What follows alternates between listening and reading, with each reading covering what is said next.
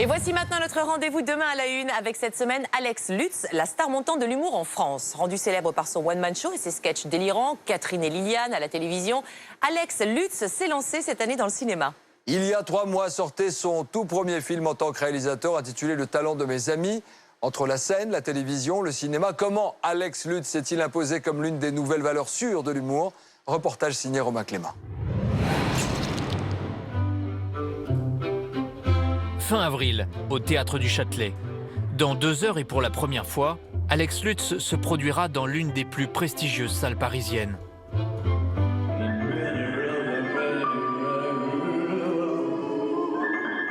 Il faut la refaire celle-là. Une consécration pour ce jeune comédien qui joue ce one-man show depuis 8 ans. Lutz. Lutz. C'est nul. C'est allemand? Bah je sais pas, ça fait allemand. Was Lutz, voilà, c'est tout. T'as un rapport avec Alexis Grus, non? C'est super, je suis juste hyper honoré d'être dans cette salle, elle est tellement belle. Alex Lutz est cette année sur tous les fronts. Un one-man show dans les plus grandes salles parisiennes et un duo télévisé devenu incontournable, Catherine et Liliane. Enfin, c'est fou, vous remarquez rien, vous êtes tous miros dans cette rédaction. J'ai fait une couleur, j'ai désépaissi la nuque, je suis rayonnante. Depuis les attentats, je me suis dit un peu de soleil dans tout ça, il faut de la vie, je suis allée chez le coiffeur, tu l'as pas remarqué? Mais le plus gros pari de 2015, c'était son premier film en tant que réalisateur, Le talent de mes amis. Je m'appelle Alexandre Ludon. Tout va bien pour moi, ou presque. Jeff est mon meilleur ami depuis le lycée, et aussi mon collègue. En termes de travail, on ne peut pas dire qu'on soit vraiment surmené. Acteur, auteur et maintenant réalisateur, Alex Lutz est aujourd'hui considéré comme l'une des valeurs montantes de l'humour.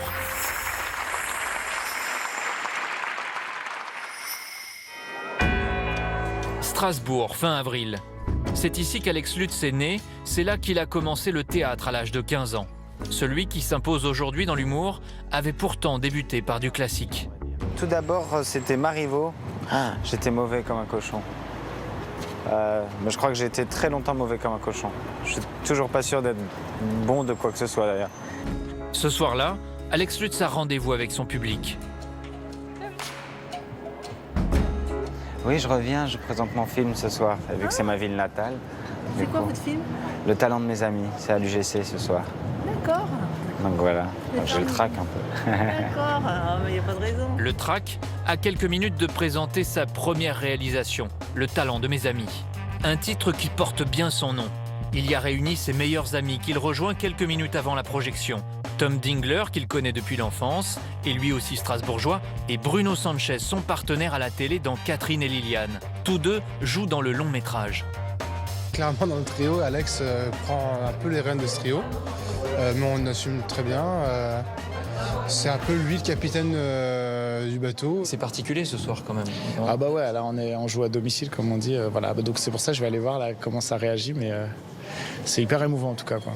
Chacun a sa famille aussi dans la salle. Ouais, n'en rajoutez pas, c'est bon, je suis assez stressé comme ça.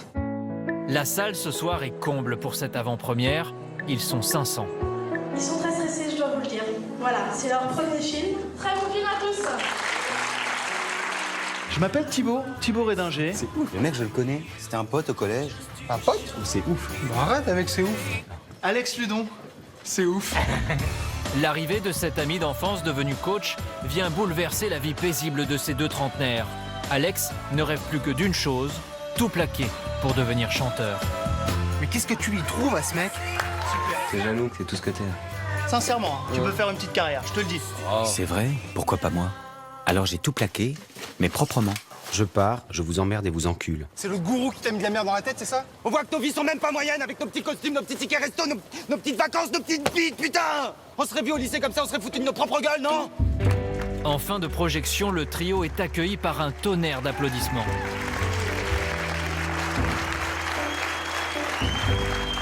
Ça fait plaisir quand la famille se lève et voilà, je sais pas quoi dire. Apparemment, ça vous a plu, donc je suis très touché. Vous êtes notre tout premier public. Émotion partagée par les proches, en particulier les parents d'Alex Lutz. Le film fait écho avec beaucoup de choses. Je veux dire, ça reflète vraiment Alex et sa manière d'être. Quand vous voyez aujourd'hui où il en est arrivé, rétrospectivement, qu'est-ce que vous vous dites?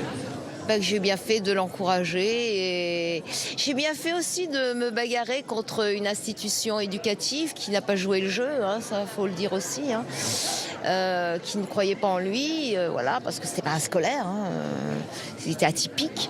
Et là, je me dis waouh, quelle belle revanche. Une revanche pour cet adolescent peu scolaire mais déterminé à devenir comédien. Il y a 10 ans, il a alors 26 ans, Alex Lutz quitte Strasbourg pour Paris. On lui confie d'abord des petits rôles, quelques mises en scène.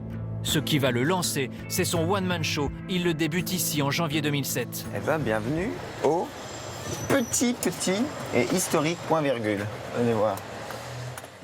Le point virgule, une institution, à peine 100 places. C'est ici qu'ont démarré Florence Foresti ou Jean-Marie Bigard. Voilà où tu as les gens. Donc les gens, ils sont... voilà, je vais jouer un spectateur. Voilà, et s'il se fait chier, il peut très bien faire ça. Ça vous est arrivé? Non, bon. Parfois, ils mettent les pieds comme ça. Mais c'est très près. Regarde, c'est là. Une proximité qui permet de sentir si les sketchs fonctionnent. Dès ses débuts, il se démarque grâce à sa galerie de personnages forts, comme la vendeuse. Et je crois que ça serait bien de miser sur des couleurs sympas, un peu flashy même, hein, pourquoi pas, joyeuses, ludiques, justement pour insister sur le côté joyeux de la tenue. Ah, c'est plutôt pour un enterrement. La première fois, j'ai un souvenir magnifique, c'était le showcase, c'était plein, c'était que des gens sympas, bienveillants et tout. Donc très vite, tu te dis « Ouh, je suis le roi du monde ». Et puis après, sur les premières dates d'exploitation, tu te dis vite que tu n'es plus le roi du monde. Les premiers mois sont difficiles. Il y a ici parfois 20 personnes. Le propriétaire du théâtre, devenu aujourd'hui son producteur, Jean-Marc Dumontet, doit corriger le tir. Il s'excusait, il avait peur. Et voilà, c'était juste impossible. Ses débuts étaient timides sur scène. Son démarrage de spectacle, c'était pas possible. Donc, il s'agissait de le mettre en confiance, parce que c'est pas seul hein, de mettre ses tripes sur scène, et à la fois de l'aiguillonner de temps en temps et lui dire des choses, même si ça l'agace. Mais ce one-man show lui offre aussi des opportunités. Un soir, Jean Dujardin l'attend à la fin du spectacle. La star d'OSS 117 s'apprête à tourner dans le 2e épisode. Il m'a dit, écoute, je te promets rien, mais fais ces essais. Il a prévenu Michel Hazanavicius, j'ai fait les essais, j'ai eu le rôle, et après, le rôle m'a offert une belle opportunité d'acteur, une jolie visibilité dans un film hyper relayé, avec un personnage fort.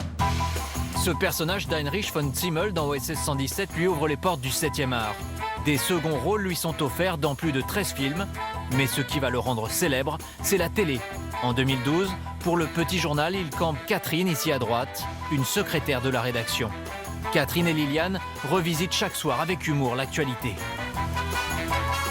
Je veux ressembler à Kim Kardashian. Oh, bof, hein, oui.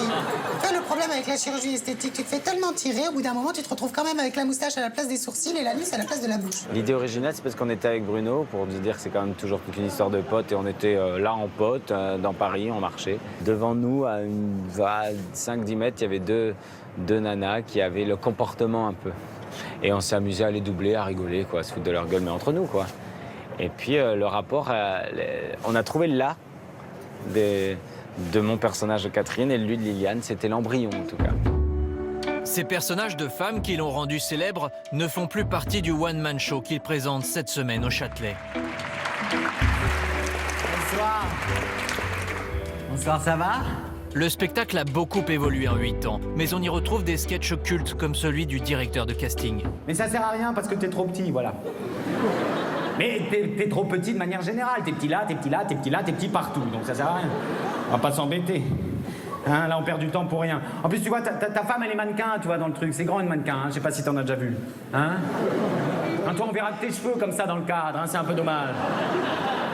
En tout cas, c'est une très belle rencontre. Hein. Je suis ravi. On se rappellera. À la rentrée, un nouveau défi attend Alex Lutz. En plus de la scène de Bobino qu'il rejoindra fin septembre, il sera au casting des Visiteurs 3 en 2016.